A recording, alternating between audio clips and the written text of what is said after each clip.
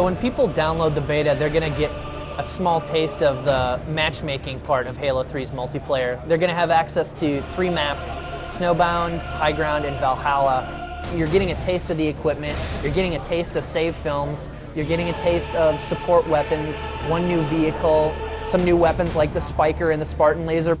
The beta will last for 3 weeks for the public.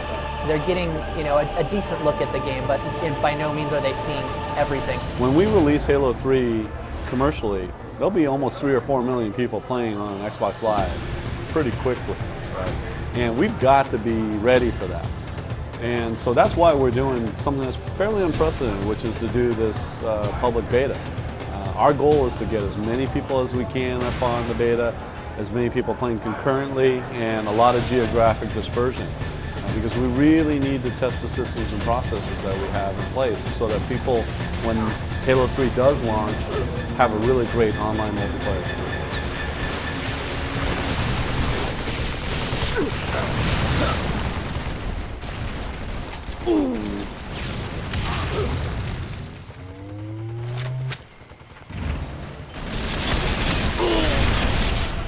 One of the things that players didn't like about the Halo 2 system was just having no choice whatsoever, and we feel we're still really focused on matchmaking. We think it's the right thing to do, but we wanted to find a way to kind of find a middle ground and let people have some options where if you don't want to play that game, okay, fine, you can veto that. Everything's a lot cleaner and streamlined now, and I think we do a better job telling the player what's going on, and at the end of the game, in the post-game carnage report, in the post-game lobby, there's an option to party up. So, if you go into the Rumble training by yourself or team hopper by yourself and you had a fun time playing, it's basically you press a button and it's like, hey, I want to keep playing with you guys, who wants to join me?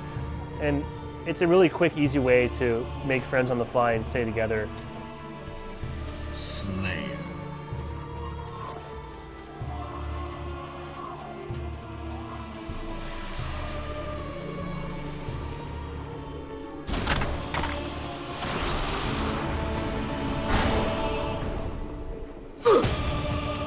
One of the bigger community aspects of Halo 3, and it's a little bit in the beta, is our save film functionality. In the beta, it's only a small portion of what will be in the final game. You can save a film of your match. You can only watch it back right now in your own first-person perspective, and you can upload it and share it online with your friends. But in the final game, you'll actually be able to not only save those films, but during playback, I can watch it from your perspective or anybody else's perspective. Never again will I wonder why I lost that game. I think for novice players it's going to be awesome. I actually think maybe some of the really hardcore pro players are probably not going to like the feature, because once somebody has a good technique for scoring on high ground, for example, the whole world's going to know that technique, and now we're all going to use the same exact method. So I think it's going to level the playing field in some ways.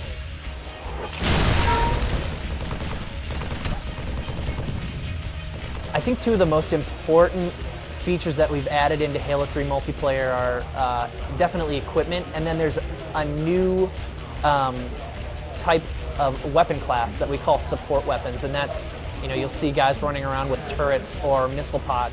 The camera actually goes third person for that because these things are deadly. You move around a little bit slower. You're toned back a little bit, but you've got this really crazy deadly weapon in your hands.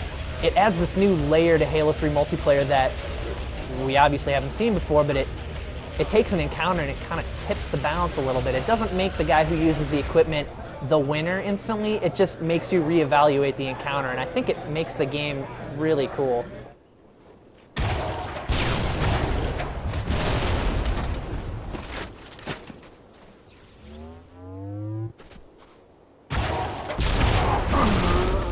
This is just a beta, and we're only revealing a small subset of the actual game and our features. So we have surprises that nobody's seen coming yet.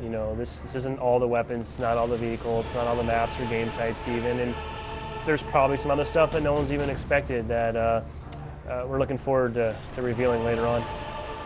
I don't know what the future holds for Bungie. We're definitely at a pretty interesting point in our studio right now where our immediate priority is obviously just getting Halo 3 done and the best game we can possibly make. What really separates Halo from a lot of other video game titles out there is the fact that Bungie has done a great job of creating a very rich and compelling universe with Halo.